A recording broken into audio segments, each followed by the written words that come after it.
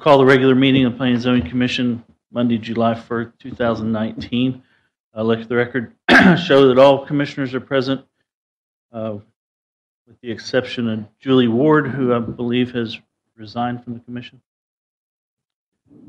Okay, we have a couple items on the consent agenda tonight. Item A, consideration and possible action, approval of minutes and excused absence. And item B, consideration and possible action, preliminary plat of Stewart Heights at Savannah Section 14, Plat 19-0037. Commissioners wish to remove any item from the consent agenda? Hearing none, we have two items on the table. All those in favor signify by raising your right hand. Motion passes 6-0.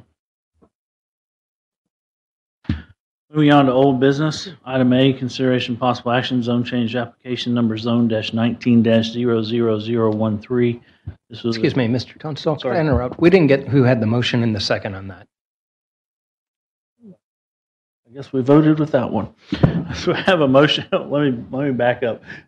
We have a motion for approval of the consent agenda. So moved.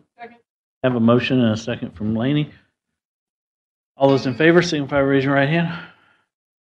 Motion again passes 6-0. Thank you kindly. Sorry. Just wanted to get to old business. Yes. That'll go to the blooper roll. So moving on to old business, item A, consideration possible action, zone change application. Number zone 19-0013. This is a request of Chad Thumann, Sideline Investments, LLC, application on behalf of THV Properties, LLC, owner for approval of a zoning change from single-family estate district RE to single-family residential R4 on approximately 79.1925 acres. The general location is 6700 block of McKeever Road, County Road 100. Do I hear a motion for approval? Second. I have a motion and a second. And a staff report. Yes, you will have a staff report. So we're having some technological difficulties. There was a joint public hearing about this on June 17th. Planning and Zoning decided to table the discussion in order for the applicant to go back and revise or show a new plan showing a potential R4 and R3 scenario for the development of the property. That plan was turned back in to staff and was attached to the report that y'all received. There is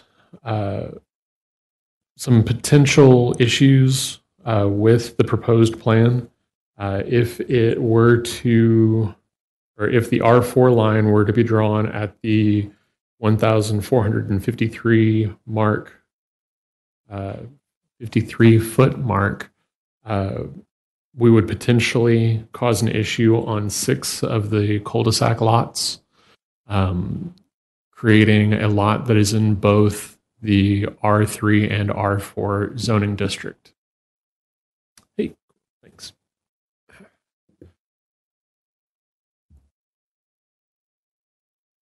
So as you remember, this zone change request is for property along McKeever.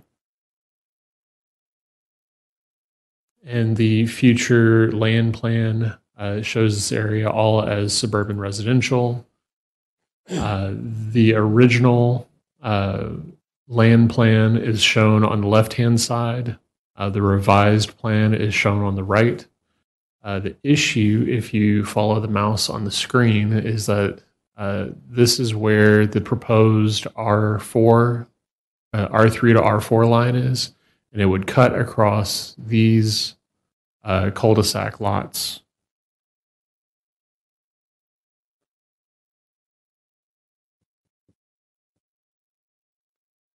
So I'm glad that y'all at least got to see that part. So that is one issue that would be something that, if this were approved, would have to be worked out either at the platting stage or,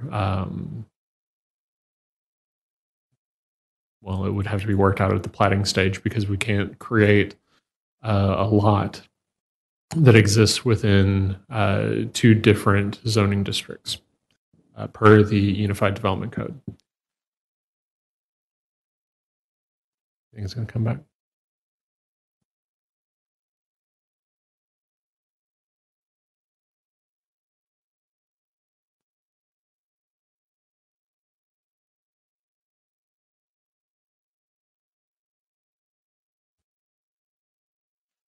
The last part that I wanted to share with y'all is that just today we received a design plan for Massey Oak subdivision. So we do have a fairly good idea of, hey, excellent. We do have a fairly good idea of what the planned development just west of this site will end up looking like as they were able to meet their design plan deadline. So this is an unofficial, hasn't been approved yet, design plan showing their lot layout for the overall plan of their development.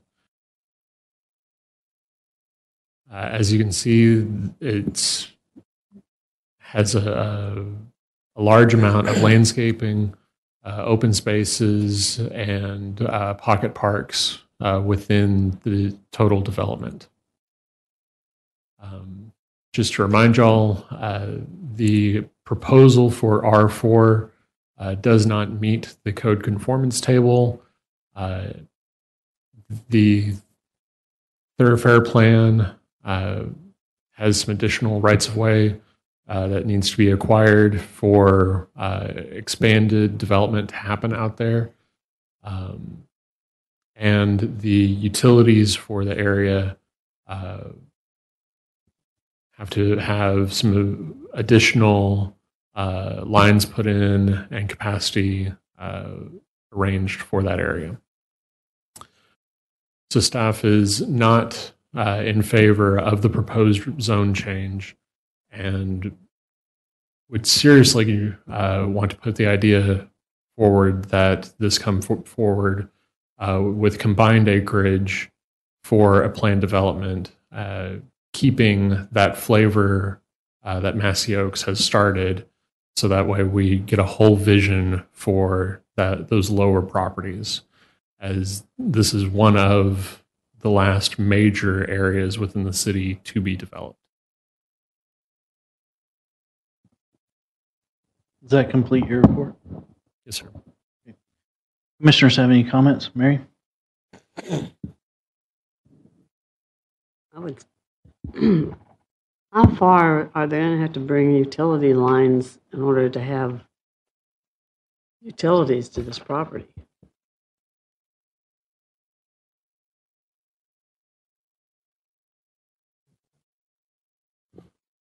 Currently, there is no utility available, so they have to bring it from the. Just a second.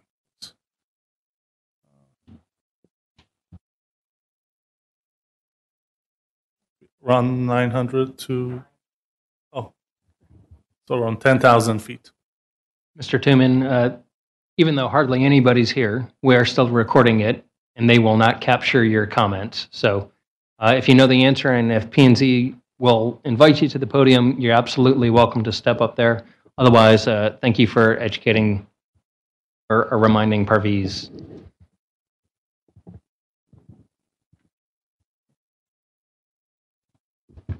I don't know. I'm still not real comfortable with this.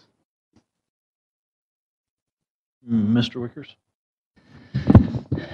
Well, in my review of all of this, it's I think it sounds like from the staff review and the staff recommendation that there's a lot of issues to be addressed.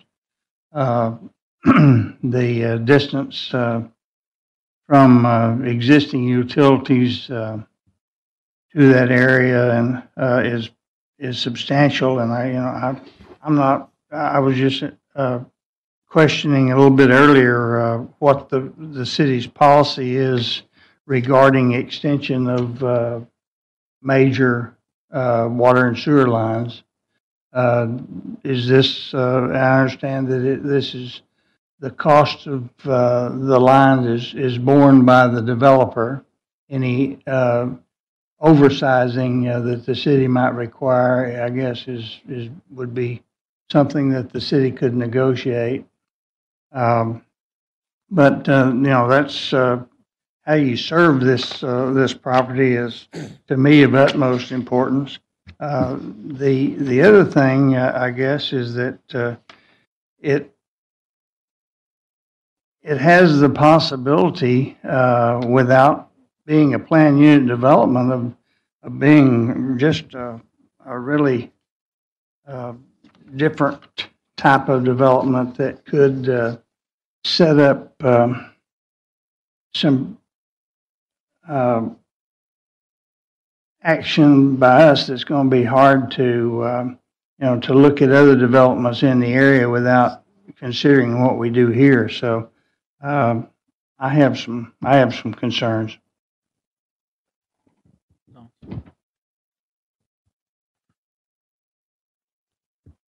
Not really satisfied with kind of what we're seeing as far as at least the site plan, how it's laid out.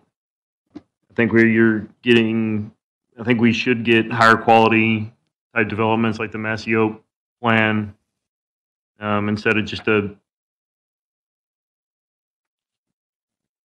big mass of houses and a pond in the back. I understand that it's not a fully developed plan. I'm just not seeing it yet.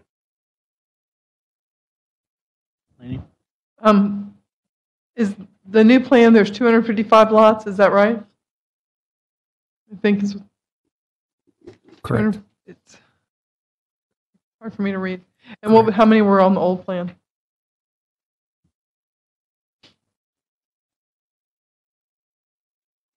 Yeah. 280?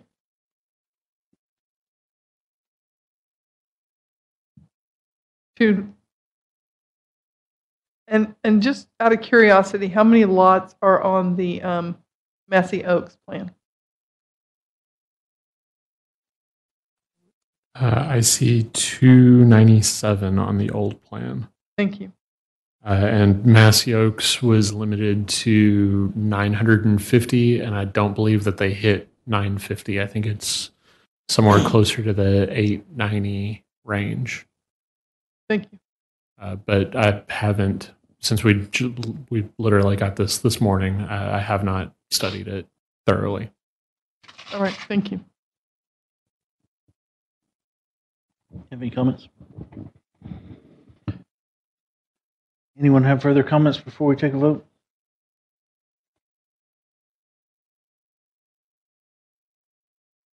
Hearing none, all those in favor signify by raising your right hand. Go ahead. Hold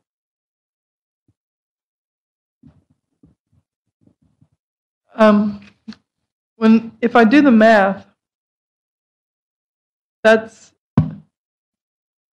Massey Oaks has about 357 acres, and what Chad is asking has about 79 acres. Is that right? Mathematically, it seems like the lots, they're about the same, or maybe even using about the same amount. I'll jump in with an opinion. We're looking at a straight zone change. I understand, without, even this diagram means nothing to the vote. The vote is for a straight zone change to R4. There's nothing tied to it as far as lot count. We're talking about how it looks, how the plan looks. I've heard that several times. That's all I'm trying to figure out is This is not a complete plan. I'm just trying to visualize something. That's all I'm asking.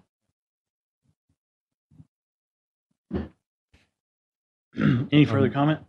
To back up that claim or to at least rebut it, 850 over 357 is 2.38, which would be units per acre. 255 over 79 is 3.22. So you're looking at almost a whole extra unit per acre.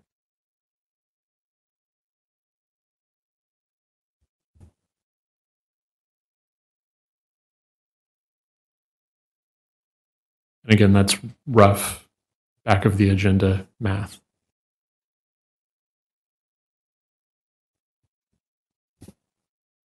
Any further comments?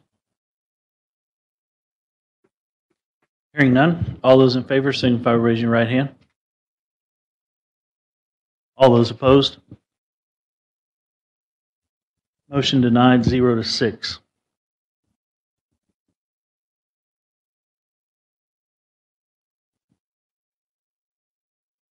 Moving on to item 4, Commissioner's Activity Report. Next, anyone have anything to discuss?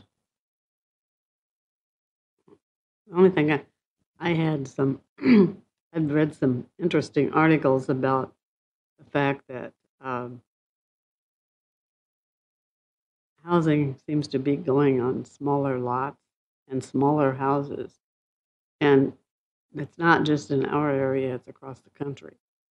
Part of it due to the cost of land and the cost of construction. And it's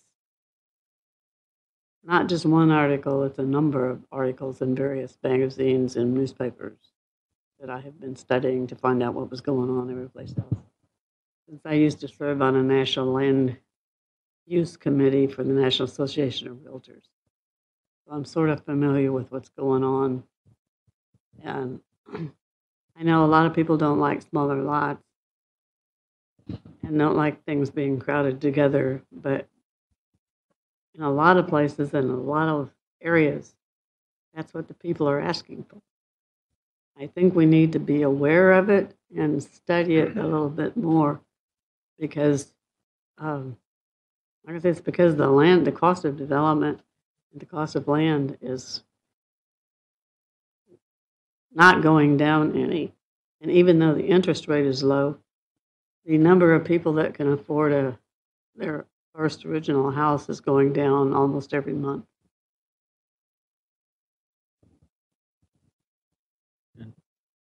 Anyone else? Lawrence, thanks for the email on the legislation that went into effect. That was interesting. Any further comments? Move on to our next regular meeting, July 15th. Sorry. I don't think she knows.